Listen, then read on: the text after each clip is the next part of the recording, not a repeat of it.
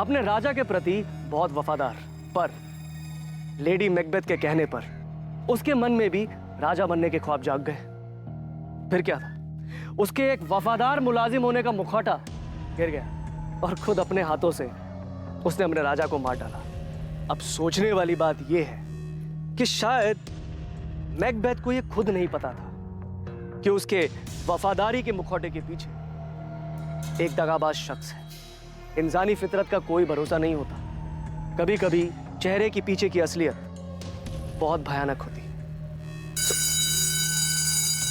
Class का time हो गया, अगली बार नेक्स्ट एक्ट पढ़ के आइएगा, वो डिस्कस करेंगे। एक्सक्यूज मी सर, मुझे नहीं लगता मैकबेथ ने कोई मुखौटा पहना था। इंसान खुद को ही ना पहचान सके, ऐसा कैसे हो सकता है? मुझे लगता है मैकबेथ ने ये सब उसकी बीवी के प्रभाव में आकर किया था। फाइनली इस क्लास में कोई तो है जो लिटरेचर में दिलचस्पी लेता है, वरना बाकी सब तो उल्लू की तरह ताकते रहते हैं। और रहा ताल्लुक तुम्हारे सवाल का, तो ये सवाल तुम अपने आप से पूछो। पिछले 1 साल में पहली बार तुमने मुझसे आके कोई सवाल किया है। क्या तुमने कभी ये सोचा था कि तुम सामने से आकर मुझसे शेक्सपियर डिस्कस करोगी? शायद ऐसी भी कोई अदिति है जिसे हम क्या तुम खुद नहीं जानती। वो बहुत शांत स्वभाव की थी, बाकियों से बिल्कुल अलग। मैं उसे करीब से पढ़ना चाहता था, जानना चाहता था। उसकी सादगी मुझे भाने लगी थी। वही मीठी आवाज सुनने के लिए मैं उसे ब्लैंक कॉल्स किया करता था, मगर कभी हिम्मत नहीं हुई उसे बताने की। फिर इस बीच मुझे पता चला कि उसकी शादी की बात चल रही है।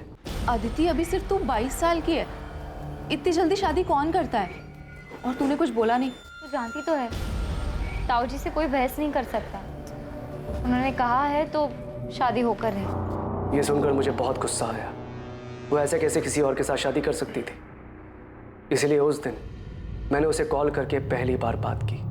अदिति, तुम सिर्फ मेरी हो, मैं तुम्हारी शादी किसी और से नहीं होने दे सकता। तेरी लव स्टोरी में कोई इंटरेस्ट नहीं मुझे। ये बता अदिति कहाँ है? क्या किया तूने उसके साथ? सर, मैंने उसके साथ में कुछ नहीं किया है। चुपचाप सच बता दे। अब लेक्चर खत्म, प्रैक्टिकल शुरू होगा, जिसमें सिर्फ सच बाहर आएगा। शंभू। जी सर। शुरू हो जा। किसी पे भरोसा ही नहीं कर सकते यार। I mean, प्रोफेसर विनीत जैसे पढ़े लिखे लोग ऐसी हरकत कर सकते हैं? हाँ, कौन असल में क्या है ये तो कोई नहीं बता सकता। बेचारी अदिति, एक तो पहले ही उसके घर में इतनी ज्यादा प्रॉब्लम थी, और अब ये ब्लैंक कॉल्स का चक्कर आके उसके सर पड़ गया। तुझे अंदाजा भी नहीं होगा यार कि उसके घर वाले हर बात को लेके कितनी रोक टोक करते थे। मैंने क्या किया पापा? जीन्स पहनने में क्या गलत है? बाकी लड़कियां भी तो पहनती हैं। दुनिया अगर गलत करे तो इसका मतलब ये नहीं है कि उनकी देखा देखी हम भी गलत करें। तो जानती है ना ताऊ जी को, उन्हें ये सब पसंद नहीं है। और आपको पापा? मैं जानती हूँ पापा, नाम सिर्फ ताऊ जी का आता है, पर आपकी सोच भी उनसे कुछ अलग नहीं है। ऐसी बात नहीं है बेटा, हम जिस समाज में रहते। पापा, आप भी उन्हीं की तरह हैं, समाज की तरह, जो हर वक्त बस लड़कियों पर पाबंदियां लगाने के लिए और उन्हें हर बात के लिए जिम्मेदार ठहराने के लिए खड़े होते हैं। काश आज माँ जिंदा होती, वो ऐसा कभी नहीं होने देती। अदिति। सर, अदिति को मैंने किडनैप नहीं किया है। या मुझे कहाँ लेके जा रहे हैं? मैं कोई क्रिमिनल नहीं हूँ। कोर्ट में पेशी है तेरी, हमने अर्जी दाखिल की तुझे रिमांड पर लेने के लिए। अब देखते हैं तू सच कैसे नहीं बोलता। 10 दिन हमारे साथ जेल में रहेगा ना तो सब उगल देगा। सर, एक बात बहुत अजीब थी। अदिति रोज एक प्राइवेट टैक्सी में आया जाया करती थी, और यही नहीं, रोज वो टैक्सी एक ही होती थी।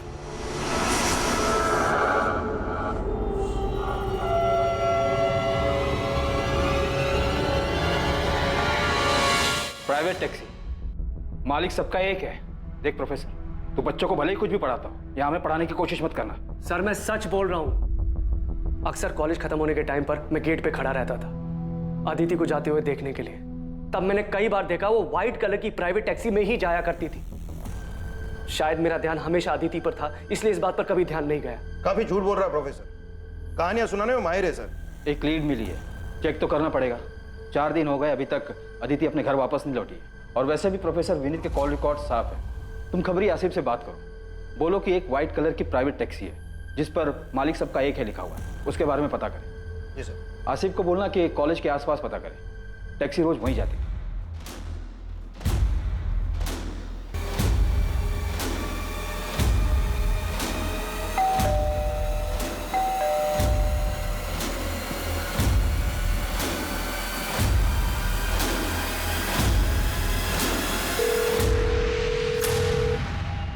हेलो, आप कहाँ हैं?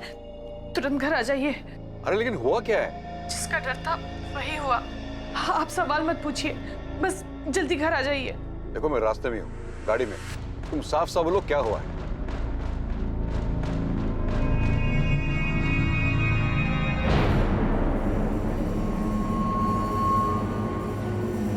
सर, ये गंगा शंकर टैक्सी मालिक।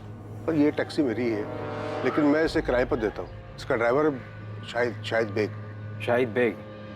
कहाँ मिलेगा ये शाहिद बेग? अब ये तो पता नहीं, 3 सितंबर को आया था यहाँ टैक्सी की चाबी वापस करने हमेशा के लिए। सेठ जी आपकी चाबी। ऐसे अचानक क्या हुआ? कोई दिक्कत है? नहीं सेठ जी, बस अब कुछ और करना चाहता हूँ, यहाँ से दूर। दूर मतलब अपने गांव जा रहे हो? नहीं, मुंबई। ये बोलकर वो चला गया और उसके बाद मेरी उससे कोई बातचीत नहीं हुई साहब। शाहिद का कोई एड्रेस है आपके पास? शायद वहाँ से कुछ पता चले। हाँ, शाहिद जिस बस्ती में रहता है वहाँ का एड्रेस है मेरे पास। सर, अदिति के फोन पे आखिरी कॉल किसी शाहिद बेग का ही था। ये वही होगा, नंबर क्रॉस चेक करो। अदिति और शाहिद में देर रात तक लंबी बातें होती थी, पर यह समझ में नहीं आ रहा है कि अदिति एक टैक्सी ड्राइवर से इतनी क्यों बात करेगी। साहब, ये रहा शाहिद का पता हुआ, उसका फोन नंबर।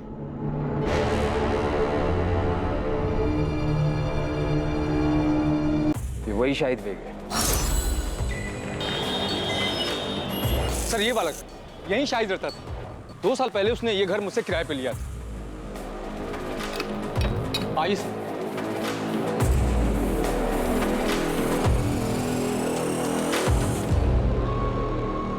शाहिद ने कमरा कब खाली किया? 3 सितंबर को? हाँ साहब, उसी दिन किया था। कुछ बताया था उसने? कहाँ जा रहा है? जमुना भाई, इस बार दुबई जा रहा हूँ किस्मत आजमाने। ये चल क्या रहा है शाहिद के दिमाग में? सबको अलग अलग जगह बताकर खुद गायब हो गया। अदिति हमेशा शाहिद की टैक्सी से आती जाती थी और शाहिद ने अपनी टैक्सी 3 सितंबर को वापस की और उसी दिन से अदिति और शाहिद दोनों गायब हैं। ये महज इत्तेफाक तो नहीं हो सकता। सर, यहाँ तो कुछ और ही खिचड़ी पक रही थी। ये शाहिद के पड़ोसन बता रहे थे कि शाहिद के घर पे किसी लड़की का रेगुलर आना जाना था। हाँ साहब, ये तो वही लड़की है जो शाहिद के घर पे आती थी।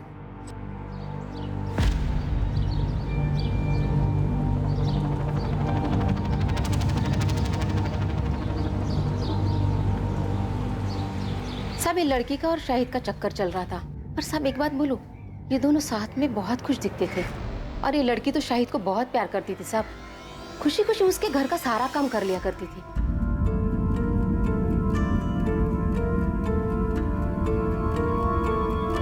क्या कर रहे हो? कोई देख लेगा तो? तो देखने दो। तुम यहाँ क्या कर रहे हो? बुखार है ना, आराम करना चाहिए। चलो अंदर चलो। अच्छे बड़े घर की लड़की, कॉलेज जाने वाली, अपनी उम्र से काफी बड़े टैक्सी वाले के प्यार में पड़ गई। और इतना ही नहीं, अपना घर छोड़कर उसके साथ भाग भी गई। कुछ ज्यादा फिल्मी नहीं हो गया ये? नहीं पीढ़ी है सर, फिल्मों से सीखते हैं इन लोग। और फिर इस अदिति के घर वाले तो काफी पुराने ख्यालात के। शाहिद के कॉल रिकॉर्ड्स निकलवाओ और ये सच भी हमें रावत फैमिली को बताना ही होगा। कॉल डिटेल से तो यही लगता है कि अदिति और शाहिद आपस में काफी लंबी लंबी बातें करते। और इतना ही नहीं, अदिति शाहिद के घर भी आ जाया करती। वहाँ के आस पड़ोस के लोगों ने अदिति को कई बार देखा है। इसलिए हमें यकीन है कि अदिति और शाहिद एक दूसरे से प्यार करते थे और इसलिए भाग गए। शाहिद के गांव रायबरेली का एड्रेस मिला है, हम वहां जाकर पता करने की कोशिश। रहने दीजिए, आपकी मदद का बहुत बहुत धन्यवाद। अब उन्हें ढूंढने की कोई जरूरत नहीं है। अदिति खुद हमसे रिश्ता तोड़कर चली गई है। आप तकलीफ मत उठाइए, इस केस को क्लोज कर दीजिए। एक बार अदिति हमें मिल जाए उसके बाद तो ये केस हम क्लोज ही कर देंगे। हम लोगों ने फैसला कर लिया है, हमें उनसे कोई वास्ता रखना नहीं है और ना ही इस केस। जब आप लोग खुद अदिति को नहीं ढूंढना चाहते तो ये केस हम क्लोज कर देंगे।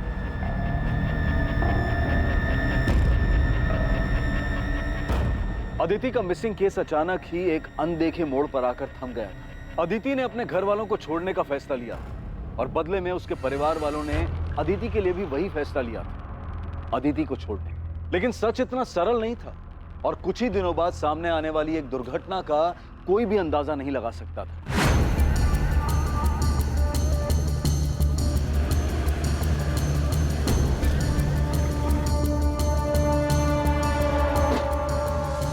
सर इस तरफ आइए, दिखाता हूँ आपको।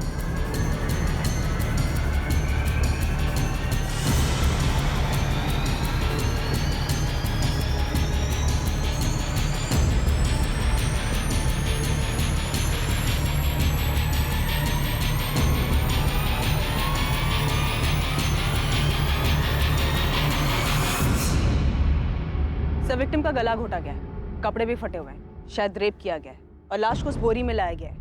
लड़की गांव की रहने वाली नहीं लगती है। मैंने आसपास के लोगों से पूछा, इसकी फोटो भी दिखाई, लेकिन कोई पहचान नहीं पाया है। डेड बॉडी को पोस्टमार्टम के लिए तो भेजिए दो, इसकी फोटो भी आसपास के थानों में भेज दो, शायद वहां से आइडेंटिफाई हो जाए।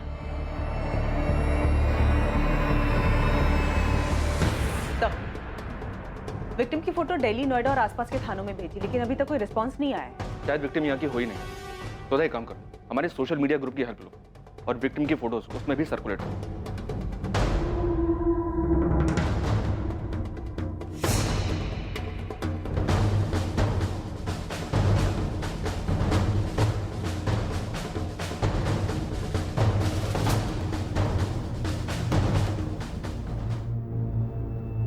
सोनाली, अरे कहाँ हो भाई? लेट हो रहा है यार, मुझे जल्दी लाओ। हाँ बस 5 मिनट, आपका टिफिन रेडी है।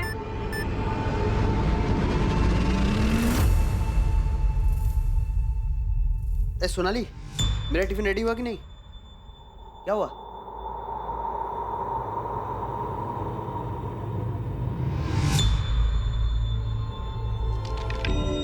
डेथ गला दबाने की वजह से हुई है। रेप? विक्टिम सेक्सुअली एक्टिव थी। अंदरूनी जांच के बाद ऐसा लगता है कि रेप नहीं हुआ है, लेकिन हाँ, हाथ में और पीठ पे जिस तरीके के खरोच के निशान हैं, उससे लगता है शायद जबरदस्ती करने की कोशिश जरूर की गई थी। और जब कोशिश में वो कामयाब नहीं हो पाया तो गुस्से में आकर उसने इसे मार डाला। डॉक्टर, इसका मर्डर कब हुआ होगा? लगभग 24-25 घंटे पहले। 24-25 घंटे पहले, मतलब 11 सितंबर की रात को।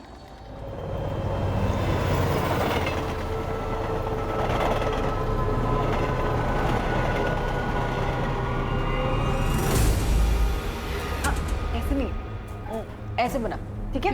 आजा। बस करो भी बतख जैसे मुंह बनाना। ये कपड़े पहन ले सोनाली, तेरे पापा आते ही होंगे। आप आओ, हमारे साथ फोटो खींचो। अरे मैं कहाँ? बैठो यहाँ बैठो। अरे मुझे नहीं आता ये सब। जी, हमारी फोटोज ही नहीं है साथ में। देखो सिर्फ आपको बस ऐसे करना। कैसे? ऐसे, ठीक है? आओ।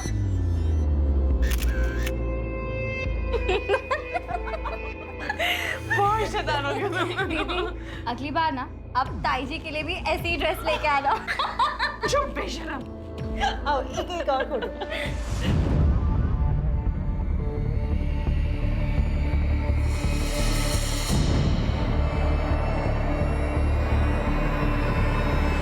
ये मेरे चाचा जी सुभाष रावत की बेटी है सर।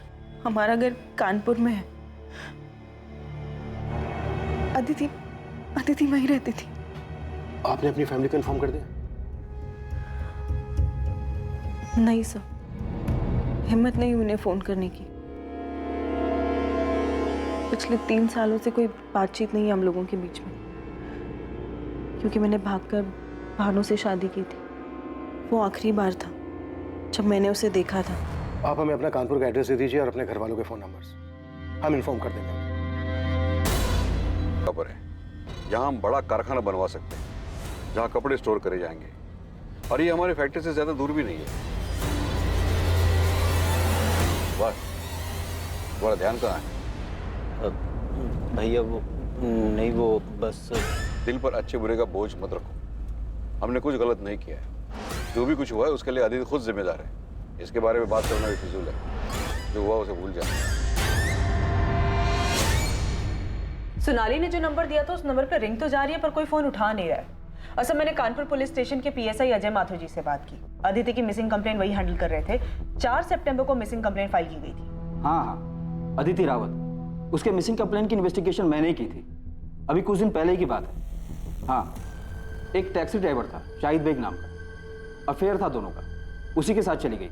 हम उन दोनों को ढूंढने में आगे बढ़ ही रहे थे कि अदिति की फैमिली ने केस क्लोज करने के लिए बोल दिया। सुधा, तुम तुरंत कानपुर के लिए निकलो और अदिति की फैमिली से मिलो। तब तक हम यहाँ सोनाली से बात करके देखते हैं, शायद उसे शाहिद के बारे में कुछ पता हो। Okay sir. सर, ये अदिति और शाहिद की जोड़ी थोड़ी अजीब नहीं है? अदिति एक अमीर लड़की है, शाहिद एक टैक्सी ड्राइवर। सोचने वाली बात यह है कि इन दोनों का मेल हुआ कैसे? आखिर अदिति को शाहिद से प्यार कैसे हुआ? उन दोनों में आखिर क्या मेल हो सकता था? इंसान के मन मंशा की कोई वजह नहीं होती। इस प्रेम कहानी में भी कुछ ऐसा ही हुआ।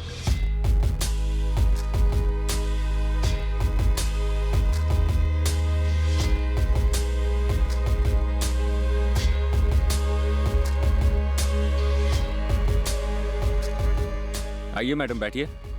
नहीं, आप जाइए, मैं ऑटो ले लूंगी। मैडम, आप ऑटो का किराया दे देना। बहुत देर से देख रहा हूँ, दूर दूर तक कोई ऑटो नहीं है। आप ऐसे ही धूप में खड़ी हैं, आपको भी ऑटो का इंतजार नहीं करना पड़ेगा और मुझे भी सवारी मिल जाएगी। बैठिए ना।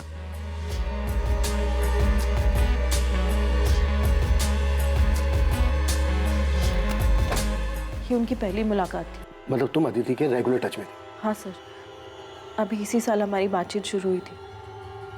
घर से भागने के बाद बड़ी हिम्मत करके मैंने उसे फ़ोन किया था। उसने घर पे किसी से नहीं बताया था कि हम लोगों के बीच में बात होती है, क्योंकि मेरे पापा यानी अदिति के ताऊजी बहुत ज़्यादा स्ट्रिक्ट हैं सर, और कोई उनकी मर्जी के खिलाफ जाए ये उनको बिल्कुल पसंद नहीं था। सोनाली, तुमने लव मैरिज की थी, कोई गुनाह नहीं किया था। लेकिन सर मेरी पापा की नज़रों में ये किसी गुनाह से कम नहीं है। अदिति एक पढ़े लिखे रईस परिवार से थी। ये समझ में नहीं आ रहा है कि वो एक टैक्सी वाले के प्यार में कैसे आ गई। सर ये बात मुझे भी बहुत अजीब लगी थी, मैंने पूछा भी था उससे। सर दीदी, शाहिद भी अक्सर यही कहता है कि रूप की रानी सड़कों के राजा की लव स्टोरी है हमारी। मुझे यकीन है कि हमारा मिलना लिखा था। और रही बात मजहब जात पात के भेद की, तो मैं ऐसी ओछी बातों में विश्वास नहीं रखती। मैं जात पात की बात नहीं कर रही हूँ अदिति, मैं लोगों के पढ़े लिखे होने के नज़रिए, उनके इंटेलेक्चुअल लेवल की बात कर रही हूँ। तूने कहा था ना कि वो सिर्फ 5वीं क्लास तक पढ़ा है, तो उसे तो तेरी बात भी समझ नहीं आती होगी। तुम लोग बात क्या करते हो आपस में? बातें करने के लिए इंटेलेक्चुअल लेवल की नहीं, बस इंसान में थोड़ी सी दिलचस्पी दिखाना ही काफी होता है। कौन सी किताब पढ़ रही हैं मैडम जी? क्यों? इतने ध्यान से पढ़ रही हैं तो काफी अच्छी ही होगी। द ट्रेजेडी ऑफ अथेरो विद कनेक्शंस। अरे बाप रे, इतना बड़ा नाम। मैं तो ये नाम याद करने गया तो पूरा हफ्ता लग जाएगा।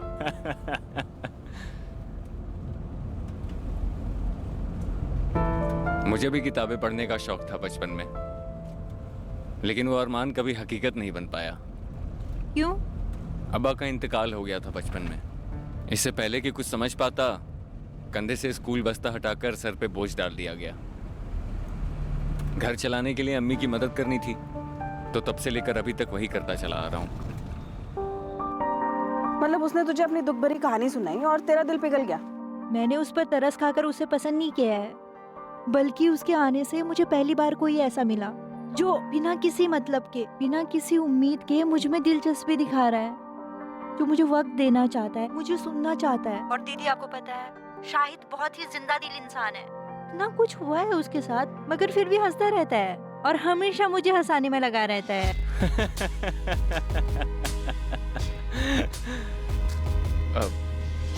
सॉरी मैडम, वो एक बात याद आ गई। वो मेरी पड़ोसन है ना, उसको जब बुखार होता है ना तो वो बहुत खुश हो जाती है। पता है क्यों? उसे लगता है वो बहुत हॉट लग रही है।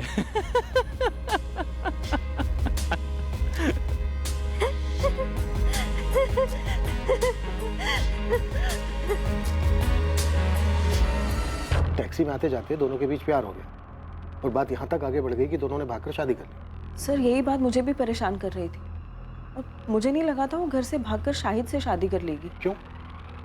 ऐसा क्यों?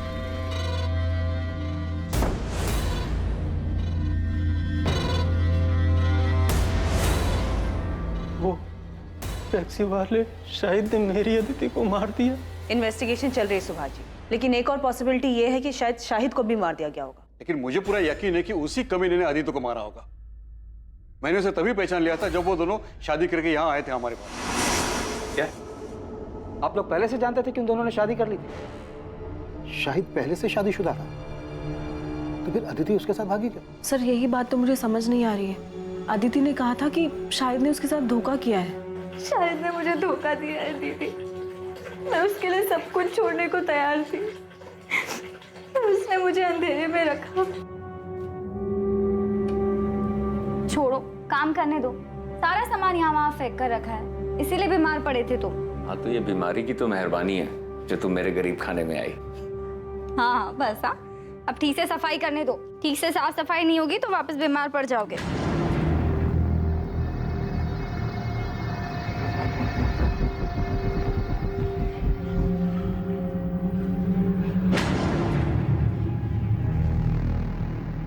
अदिति, मेरी बात सुनो। जो तुम सोच रही हो ना वैसा बिल्कुल नहीं है। मुझे कुछ नहीं सुनना। मैंने पहली बार किसी पर भरोसा किया, दिल से सच्चा प्यार किया, और तुमने बदले में मुझे क्या दिया? तुमने मेरा भरोसा तोड़ दिया। अदिति सुनो, मेरी बात सुनो। अदिति, अदिति। पिछले 1 महीने से मेरी अदिति से बात नहीं हो पाई थी सर, इसीलिए इस सब के बाद उन दोनों के बीच क्या हुआ मुझे नहीं पता सर। पर अदिति की बातों से ये जरूर लगता था कि वो शाहिद से बहुत ज्यादा प्यार करती है। कौन सा प्यार? साफ साफ दिख रहा है कि उसने अपनी चिकनी चुपड़ी बातों में अदिति को फंसाया और भगाकर शादी करके ले आया हमारे पास। उसने सोचा कि शादी करेंगे तो हम कुछ बोलेंगे नहीं और वो घर जमाई बन के बैठेगा। कब आए थे यहाँ मिलने के लिए? गायब होने के 5 दिन पहले। मतलब 8 सितंबर को? जी, अदिति आशीर्वाद लेने आई थी शाहिद के साथ। मेरी तो कुछ समझ में नहीं आया, इसलिए मैंने तुरंत इन्हें फोन किया। देखो मैं रास्ते में हूँ, गाड़ी में। तुम साफ साफ बोलो क्या हुआ है? अदिति आई है शादी करके। मुझे तो कुछ समझ ही नहीं आ रहा था कि मैं क्या करूं। अदिति, ये सब क्या नाटक है? क्या चल रहा है? ये कौन है लड़का? जी, मैं शाहिद बेग, टैक्सी चलाता हूँ। हम दोनों एक दूसरे से बहुत प्यार करते हैं और नई जिंदगी शुरू करने से पहले आप लोगों का आशीर्वाद चाहते हैं। मैं आपसे वादा करता हूँ कि मैं आपकी बेटी को बहुत खुश रखूंगा। पापा प्लीज एक बार मेरा साथ दे दीजिए पापा। सच में शाहिद से बहुत प्यार करती हूँ। इतना बड़ा कदम उठाने से पहले कम से कम एक बार तो बता देती। तेरे ताऊ जी को पता चला ना तो।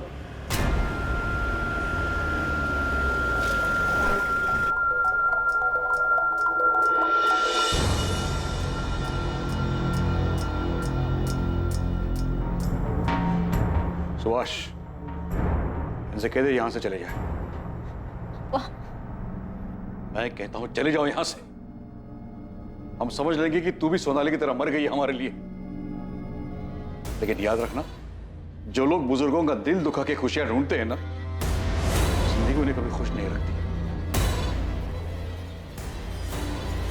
आपने तो हमें कुछ नहीं बताया, सीधे कहा कि केस क्लोज कर दो। हाँ तो और क्या कहते हैं? लेकिन शाहिद और अदिति तो एक दूसरे से प्यार करते थे ना, तो फिर शाहिद अदिति को क्यों मारेगा? अदिति अपने साथ अपने सारे गहने और कुछ कैश लेकर भागी थी, जिसका पता हमें कुछ दिनों बाद चला। गहनों की कीमत ही लगभग 10-15 लाख होगी। शाहिद को सिर्फ पैसे से मतलब था। उसने 10-15 लाख का मुनाफा देखा और मार दिया अदिति को। अदिति के घर वालों को शाहिद पे शक है। देखने से तो ऐसे ही लगता है। शाहिद पहले से शादीशुदा था। अदिति ने शाहिद से शादी की जिद की होगी तो शाहिद को मजबूरन अदिति से शादी करनी पड़ी होगी। लेकिन सुधा, हम ये नहीं जानते कि खुद शाहिद सही सलामत है भी या नहीं। ऐसा ना हो कि उसकी लाश भी कहीं जंगल में ही कहीं पड़ी हो सकता है कि अदिति के परिवार वालों ने दोनों को मरवा दिया। आपको ऐसा क्यों लगता है सर? ऐसा हमें नहीं, अदिति के ताऊ जगमोहन की सगी बेटी सोनाली को लगता है, क्योंकि उसके साथ भी कुछ ऐसा ही हुआ था। सर, जब मैं और सोनाली घर से भागे थे तब इनके पापा ने हमारे पीछे गुंडे भी भिजवाए थे। गुंडे? Yes sir. सर, वो तो हमारी किस्मत अच्छी थी कि हम उनके हाथ में नहीं आए और हम शहर से बाहर भाग गए। सोनाली, तुम्हें सच में ऐसा लगता है कि तुम्हारे पापा अदिति को चोट पहुंचा सकते हैं? यकीन से तो नहीं कह सकती हूँ, लेकिन कल को अगर ऐसी कोई बात सामने आती है तो मुझे हैरानी नहीं होगी सर। और इतना बता सकती हूँ सर कि खानदान की इज्जत और खानदान के बच्चों के बीच अगर किसी दिन किसी मोड़ पे मेरे पापा को किसी एक चीज़ को चुनना होगा तो वो आँख बंद करके खानदान की इज्जत को ही चुनेंगे सर।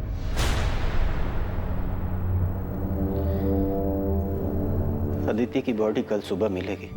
अदिति ने भले ही अपने औलाद होने का फर्ज ना निभाया, लेकिन हम तो बड़े हैं, हमें अपना फर्ज निभाना ही होगा।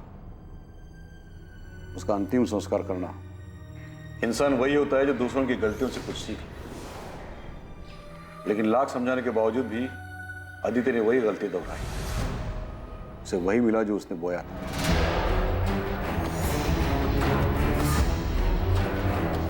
अब आप उसे क्यों कोस रहे हैं? वो तो जिंदा भी नहीं है। जिंदा नहीं है क्योंकि उसने परिवार और इज्जत को छोड़कर एक मक्कार का हाथ थामा था।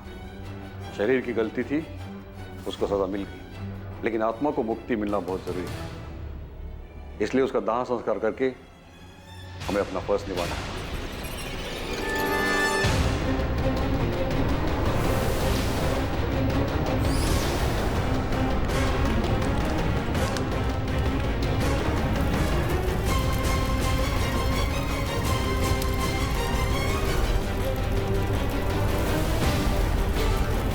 हमें सबसे पहले ये पता लगाना है कि इस वक्त शाहिद कहाँ है। क्या सबके पीछे उसी का हाथ है या फिर वो खुद एक विक्टिम? सर, जहाँ अदिति की लाश मिली उसी जंगल वाले एरिया में हम लोग शाहिद की डेड बॉडी को भी सर्च करें। शायद कोई जंगली जानवर उसे अंदर खींच कर ले गया हो। अगर खुद शाहिद मर चुका है तो फिर साफ साफ ये ऑनर किलिंग का केस बनता है, और ये काम अदिति के ताऊ जगमोहन और उसके पिता सुभाष का हो सकता है। शक इसलिए भी हो रहा है क्योंकि जगमोहन की बेटी सोनाली को भी अपने पिता पर भरोसा नहीं है। वैसे इन लोगों के अलावा और किसका काम हो सकता है? प्रोफेसर विनीत, कानपुर के पीएसआई अजय माथुर बता रहे थे इस प्रोफेसर के बारे में। फाइनली इस क्लास में कोई तो है जो लिटरेचर में दिलचस्पी लेता है, वरना बाकी सब तो उल्लू की तरह ताकते रहे। अदिति से एक तरफा प्यार किया करता था, ब्लैंक कॉल भी किया करता था, यहाँ तक कि उसने धमकी भी दी थी अदिति को किसी और से शादी ना करने की। और जब कॉलेज वालों को इसके बारे में पता चला तो उसे कॉलेज से निकाल दिया गया। इस वक्त कहाँ है विनीत? माथुर साहब बता रहे थे कि कॉलेज से निकाले जाने के बाद वो अपने घर में ही बंद। क्या करता बेचारा ओथेलो? प्यार में जलन होना स्वाभाविक है। वो अपने प्यार को किसी और के साथ नहीं देख सकता था, इसीलिए उसने खुद उसको मारा।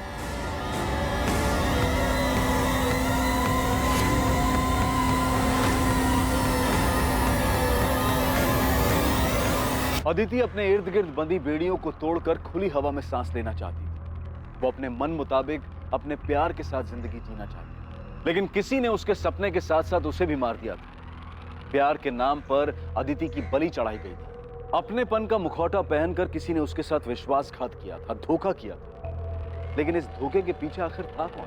उसका अपना पति शाहिद, जिसके लिए उसने सब कुछ छोड़ दिया था, या फिर उसके अपने पिता और उसके ताऊ जी जिन्होंने उसे बचपन से बड़ा किया था, या फिर यह काम किसी और का था? कोई ऐसा जिसने अपनेपन और दोस्ती का मुखौटा पहनकर यह खेल इतनी अच्छी तरह से खेला कि अदिति को भी उसके भयानक इरादों की भनक तक नहीं लगी। इन सारे सवालों के जवाब लेकर हम हाजिर होंगे कल रात 10:30 बजे इस केस के दूसरे और आखिरी भाग।